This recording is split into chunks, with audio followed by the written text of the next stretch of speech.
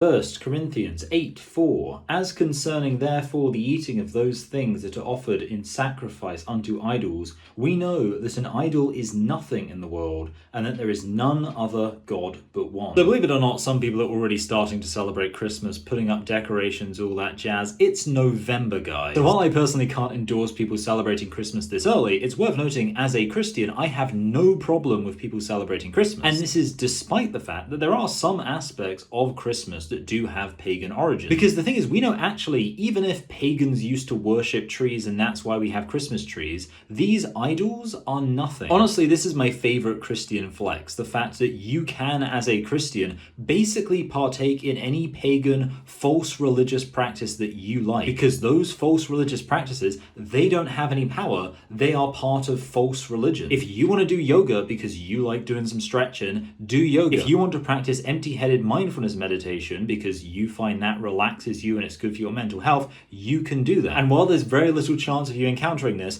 if you are hungry and there is some food that has been sacrificed to an idol, you can eat it. Of course, a more relevant analogy would be stuff like kosher food and halal food. Yes, we as Christians absolutely can eat that. Now, there are some caveats to this, but there's also a pretty firm statement in this verse. We should not be afraid to partake in things that have associations with other religions, because we shouldn't view those religions as having power over us. God created everything in the world, so the attempt of any religion to co-opt a part of the natural world as a practice inherent to their religion is illegitimate. So I would say celebrate Christmas, and if anything, hope that someone walks up to you and says, "Oh, I thought, isn't Christmas a pagan practice?" Because then you can say, yes, in many ways it is, but the God we worship is more powerful than these ancient pagan traditions. We are, with Christmas, taking whatever aspects of it are pagan away from these false gods and repurposing it to honor the one true God. And I'd say that's a pretty powerful way of communicating how our strong, powerful, true God is sovereign over everything in the world.